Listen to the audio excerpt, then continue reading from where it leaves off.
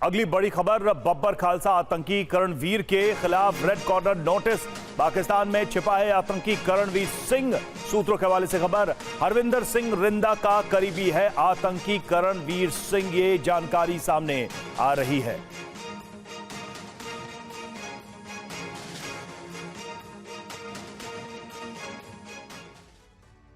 और आजकल कनाडा के पीएम जस्टिन ट्रूडो सिर्फ खालिस्तानियों, अलगाववादियों और हिटलर के नाजी दहशतगर्दों वाली बोली ही नहीं बोल रहे, वो कनाडा की संसद का इस्तेमाल भी होने दे रहे हैं। ट्रूडो ने कुछ दिन पहले कनाडा की संसद से खालिस्तानियों की हिमाकत की वकालत की थी और अब उसी संसद में हिटलर के नाजी कमांडर को बुलाकर उसे सबसे बड़ा सम्मान दिया है। नाजी जल्लाद को सम्मान देकर ट्रूडो ने कनाडा को दुनिया भर में बदनाम कर दिया। एक के बाद एक कनाडा अपने दोस्तों को दुश्मन बनाता जा रहा है। अब रूस और इजराइल से पंगा लेकर कनाडा अकेला पड़ गया है। इसलिए अब देखिए ट्रूडो का नया कांड, हिटलर के कमांडर को इनाम।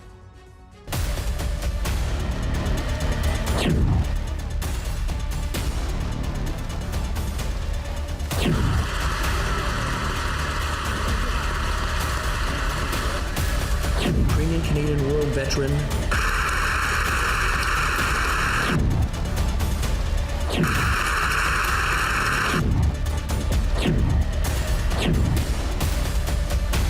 Survivors and I have never made to. इस हरकत से दुनिया हैरान, कनाडा में नाजी को सम्मान।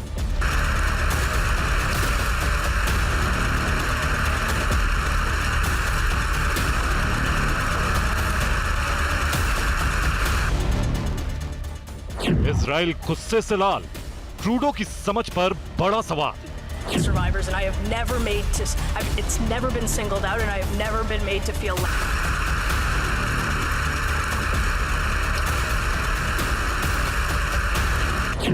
खालिस्तान के बाद नाजी प्रेम, Justin Trudeau shame shame.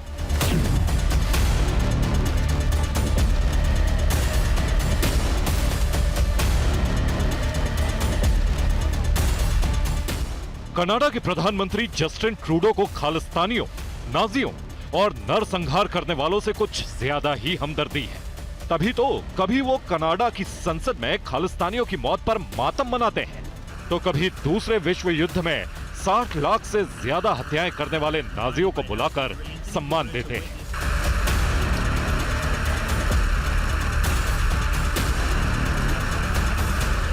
Canada की संसद में हिटलर के एक सैनिक के लिए बजाई जा रही इन तालियों की गूंज इजराइल पहुंची। तो यहूदियों के घाव हरे हो गए।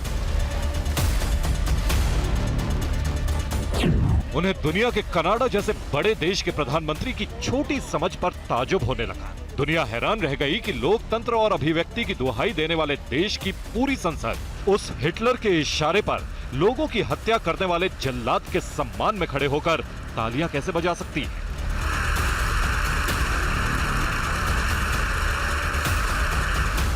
लेकिन ऐसा हुआ है। कनाडा की संसद में हिटलर के सिपाही और यहूदियों के कातिल को कनाडा और यूक्रेन का हीरो बताकर सम्मानित किया गया।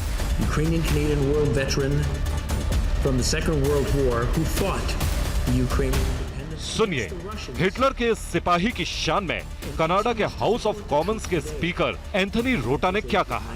He's a Ukrainian hero, a Canadian hero, and we thank him for all his service. Canada के स्पीकर एंथनी रोटा ने 98 साल के यारोस्लाव हुंका को यूक्रेन और कनाडा का हीरो बताया। इतना सुनते ही कनाडा के हाउस ऑफ कॉमन्स में मौजूद कनाडा का हर सांसद कनाडा की संसद में मौजूद उस शख्स के सम्मान में खड़ा हो गया। कनाडा के प्रधानमंत्री जस्टिन ट्रूडो ने भी यारोस्लाव हुंका के लिए खूब तालियां बजाई। ट्रूडो के साथ यूक्रेन के राष्ट्रपति ज़ेलेंस्की भी थे। कनाडा की संसद में हिटलर के सैनिक के लिए एक बार नहीं बल्कि दो बार स्टैंडिंग ओवेशन मिली।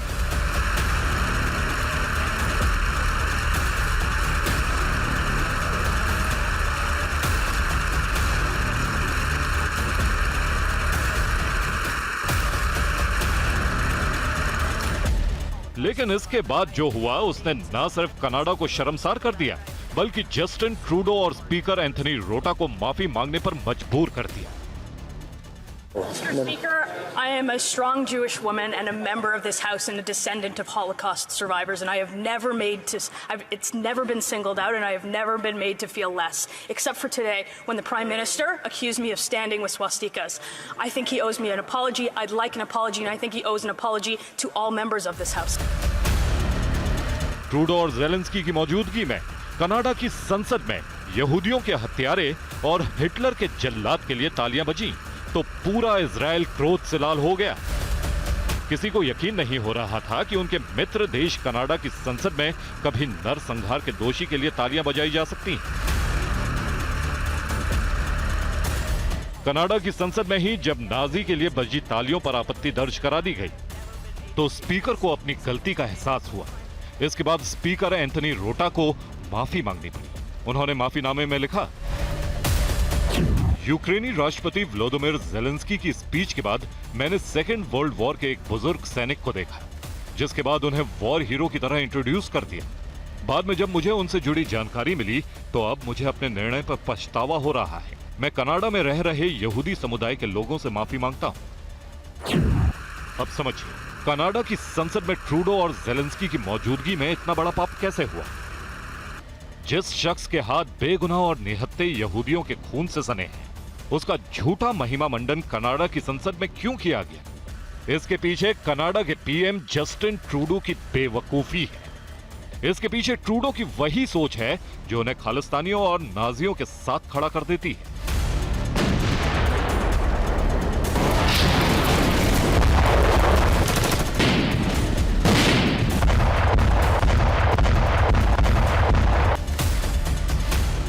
बीते 21 सितंबर को यूक्रेन के राष्ट्रपति ज़ेलेंस्की युद्ध शुरू होने के बाद पहली बार कनाडा के दौरे पर आए थे। ज़ेलेंस्की कनाडा से मिले हथियारों और मदद के लिए शुक्रिया कहने और नए हथियारों की मांग करने के लिए कनाडा पहुंचे थे। ज़ेलेंस्की और उनकी पत्नी का स्वागत करने के लिए जस्टिन ट्रूडो एयरपोर्ट तक पहुंच गए थे। कनाडा यूक्रेनी मूल के लगभग 14 लाख लोगों का घर है। कनाडा की जनसंख्या में करीब 4% हिस्सा यूक्रेन के लोगों का है।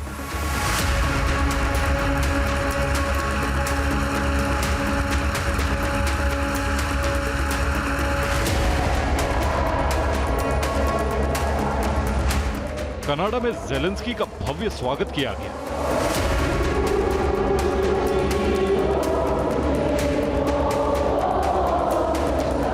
ट्रूडो ने ज़ेलेंस्की के साथ टोरंटो में एक बड़ी रैली की और रूस के खिलाफ युद्ध लड़ने के लिए उन्होंने $9 अरब की नई सहायता देने की घोषणा भी कर दी।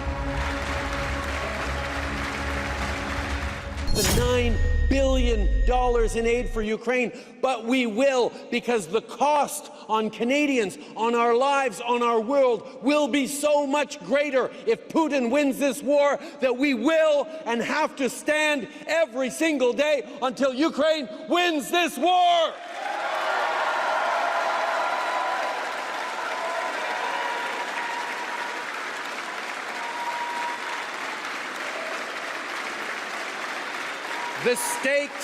The stakes are high for Canadians.